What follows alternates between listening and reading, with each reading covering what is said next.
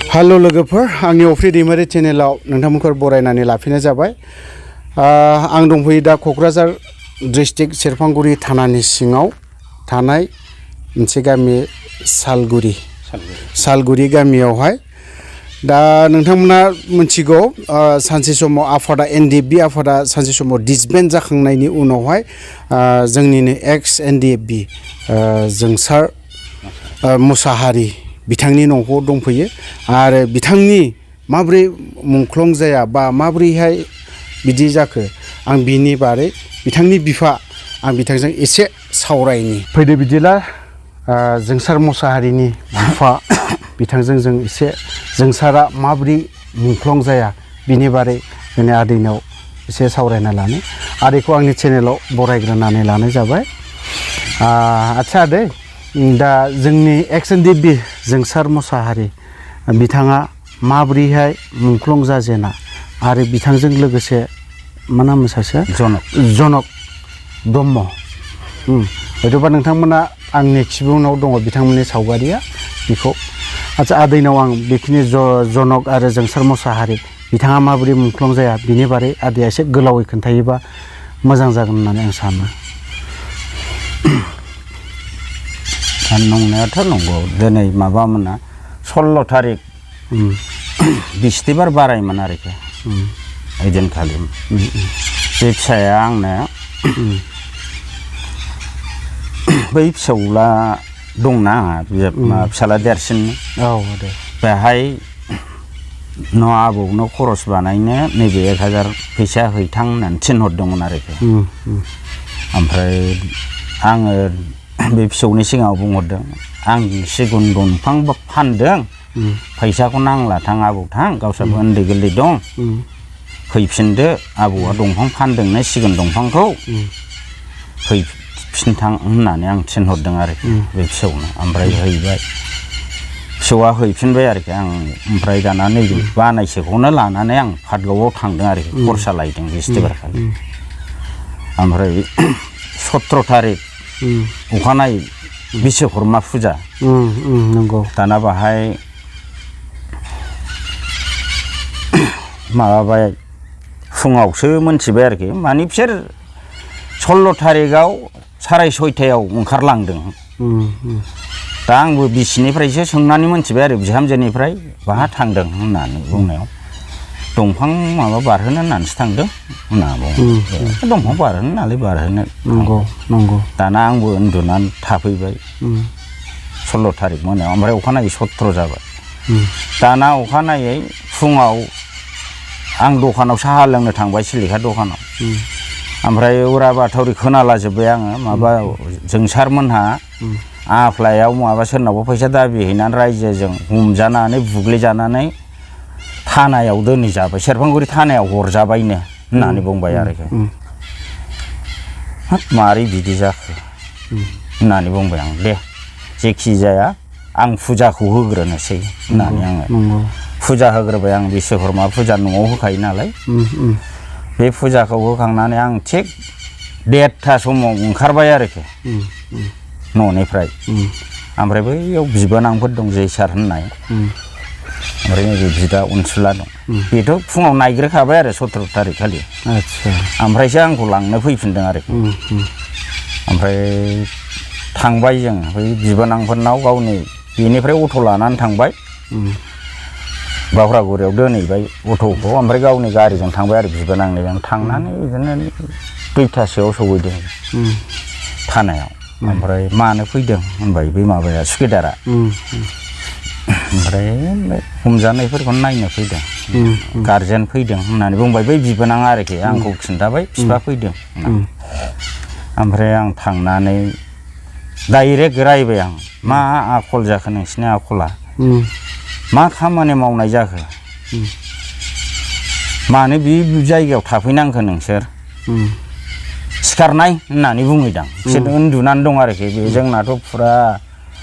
माबाखा 9था सिलाय माबा होजोबनाय बेन्डेज फानजोबनाय जोंसारा ओमफ्राय आं रायलायनालै नों रायलायदो होननानै बे जनकखौ बुंहरबाय आरोखि जोंना फिसालाया जोंसारा ओमफ्राय ओरै खाफालाव ओरै आखाइ होनानै फोद्दा उन्दुनानै दं आरोखि सोनाबहा खरसा जानानै ओमफ्राय जनकआ खुनुरुखुम सिखारनानै बे लहा ओरै बेरा दर दंना बे खाथियाव ओरै नारथानानै रायलायबाय ओमफ्राय मा खामानि मावा नोंसोर आयं होनबाय आं जेबो खामानि मावाखैलै आयं जोङो लोंनानै फैबाय आंथ' मिथिया जायगाखौबो बे जोंसारासो मिथियो मबेथिं थांनांगौ मबेथिं मानांगौ मिथिया आरो गारिखौबो गावनो सालायदों ओइ रखम जाहैबाय मा जायगाथाय होननानै बुंबाय बियो ओमफ्राय नोंसोर सोरनावबाबो थाखा बायदिसिनाबो दाबिदों नामा होननानै सोंबाय जेबो दाबियाखै आयं सयथिबो होननानै खोमा हमगुलायबाय आरो बियो माथो आं बिराद गाज्रि खोनाहैदों माथो आफ्लानि पाब्लिकफोरसो नोंसोरखौ होसोनानै हमनानै फैसा दाबिनायनि हमनानै हरदों होनलायनानै नङा जोंनि जिसो एक्सिडेन्ट जादों जों मोनसे न'खराव थाहैदों एक्सिडेन्ट जाना बे थैहाबनायाव आं बानानै लांनानै औवा बारियाव दोनखुमा हैनानै नाफ्ले नुफ्ले आथायनानैसो हुस फैदों बेनिफ्राय आङो बे मोनसे न'खराव सोहैदों होनना बुंबाय ओमफ्राय उनावसो डाक्टारनाव लांदों जोंखौ होनना बुंबाय बेखौनो माथो बिराद गाज्रिसो खोनाहैदों होनना बुंबाय आं ओमफ्राय बेसेबां जाखो आगारालाय होनना बेनाथ' नोगोर जादों बिखायावबो आरो आथिं नुखाजोब्बाय बे बिखायानो दाबो सागायाखैनो आयं आंना नैबे आखाइल' सिथमदों होनना बे आखाइया ओरै जानानै दं आरोखि जनकना ओमफ्राय जेबो दुखु मोनाखै आं होनना बुंबाय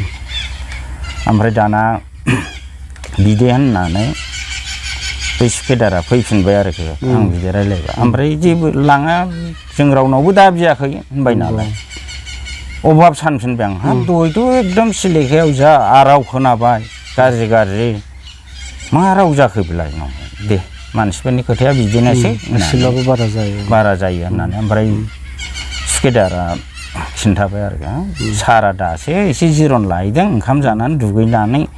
एसे माबादों नोंसोर दसे थाथ'हैनोदां साहा पानि लोंहैदो बाजाराव दा फैफिनदो होनना बुंबाय आरो जोंखौ ओमफ्राय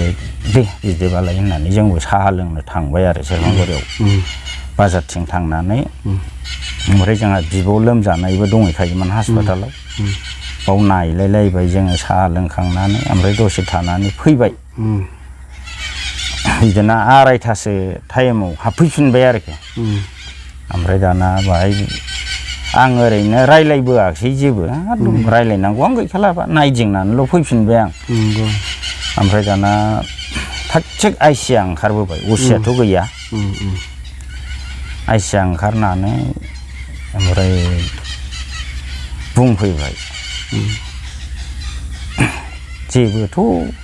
उसुबिदा गैया जानाय लोंनाय आं होजोब्बाय जैसार होननानै बै बिबोनांखौथ' मोजां सिनायो नालाय जेबो सिन्था आथाय नाङा जाबाय ओमफ्राय सार बेनिफ्रायनो हगार हरजासिगोन नामा नोंसोर माबा स्टेटमेन्ट लादोंमोन नामा औ लादोंमोन ओमफ्राय मा होननानै लानायाथ' लादों दंफां बारहोनो फैदोंमोन बाव एक्सिडेन्ट जादों ओमफ्राय बिसोरनिफ्राय माबाफोर माल मोनदों नामा होननानै सोंबाय आरोखि आं गोनाङाव सोंजोबबाय आदसा ओमफ्राय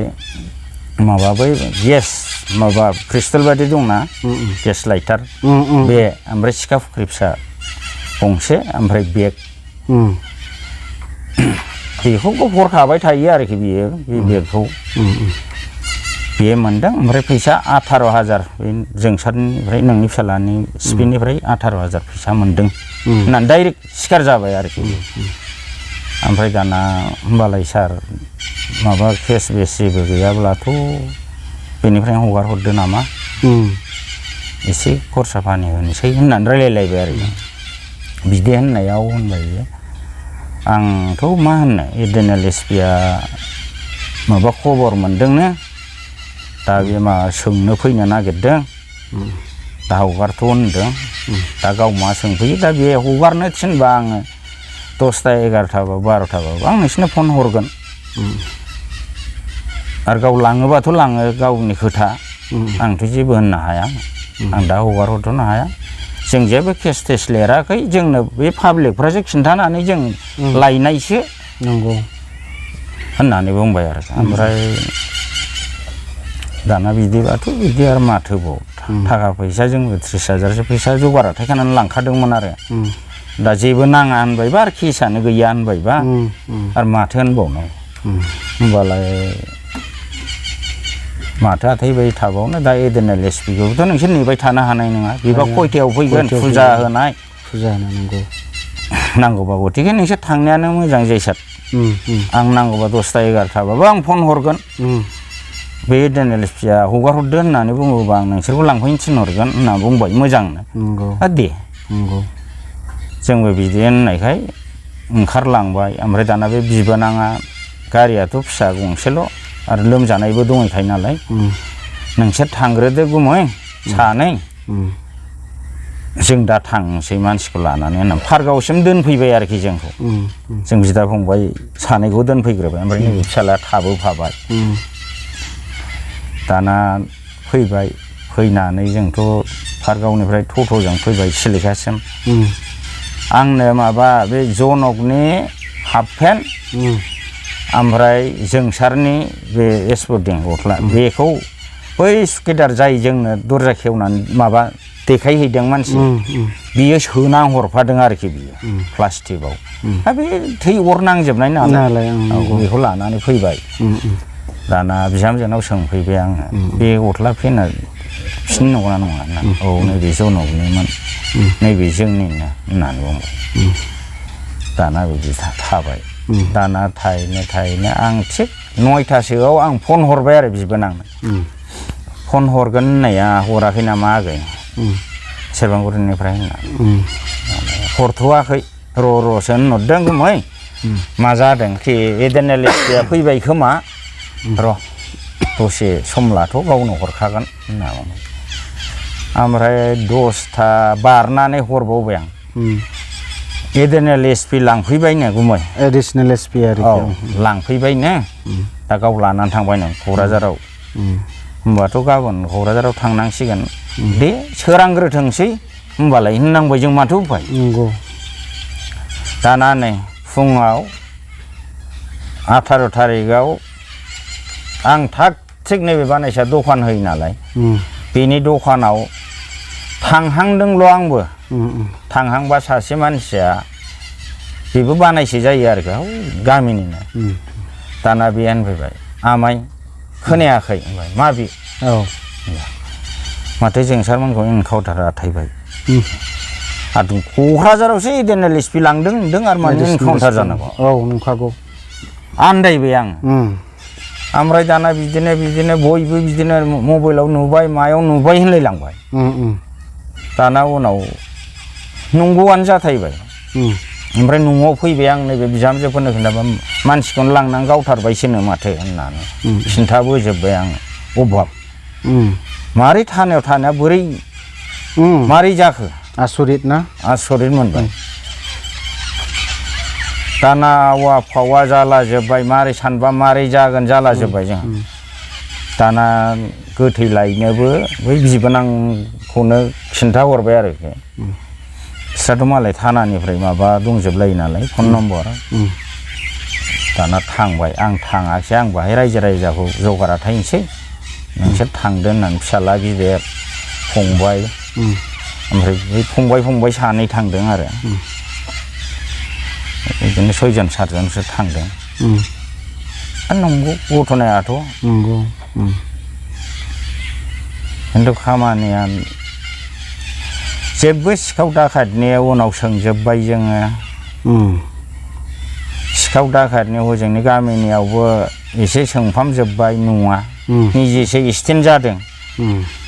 दाबो साखि दङ जोंनाथ' दा केस सालायनायावबो दा साखिफ्रा दाख्लै थांनानै हैखांबाय एक्सिडेन्टसो जामारदोंमोन एक्सिडेन्टसो ओमफ्राय दा जेनेबा बेखौ नोंसोरबो बे प्रमद बर' बिथांमोना साख्रिनि बारै खोथाखौ आं सोंनोसै बिथांखौ जिहेथु बेखौ इनकाउन्टारखौनो खालामखांनायनि उनावहाय माखासे नियम निथि दङ बर' समाजाव बेखौ नियम निथि खालामनायावहाय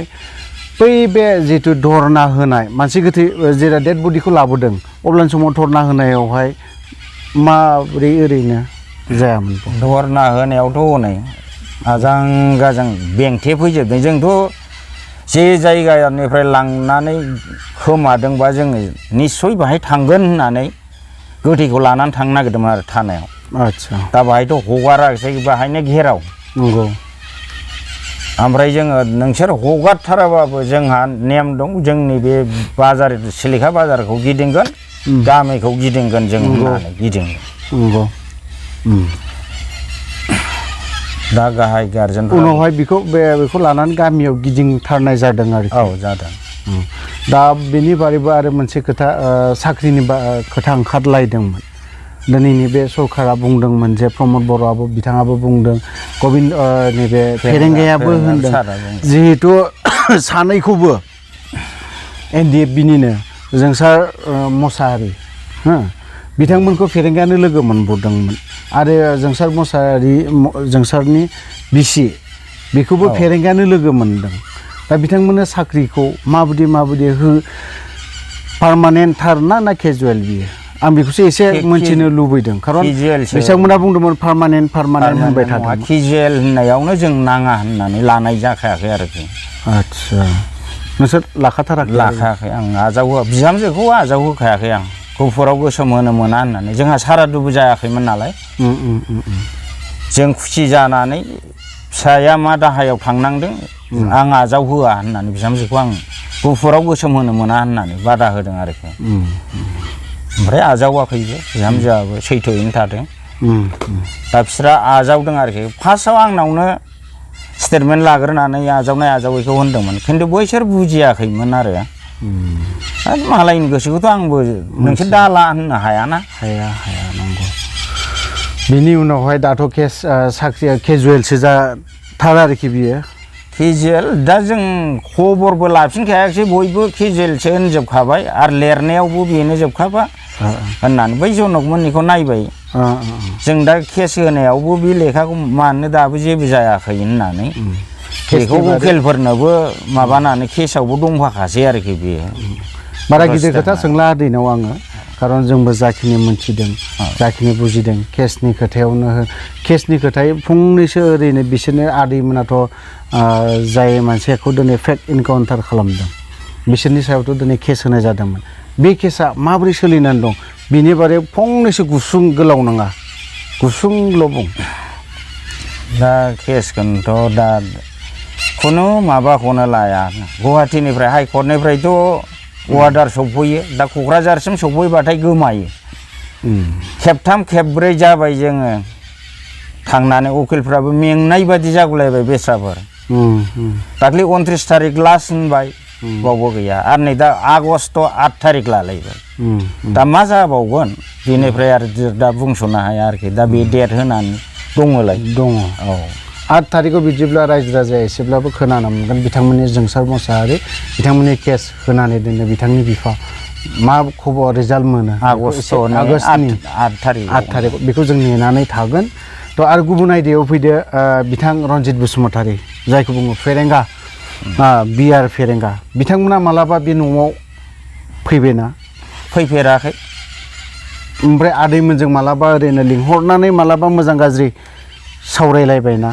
लेंहराखैबो ओमफ्राय आं बेनावबो थाङाखै आरोखि आं माने आं दुखु मोननाया नंगौखौ नंगौ एबसु अफिसाव फैनायाव जै दिनखालि आंनि फिसालाया मुंख्लं जादोंमोन आच्छा 18 तारिख फुङाव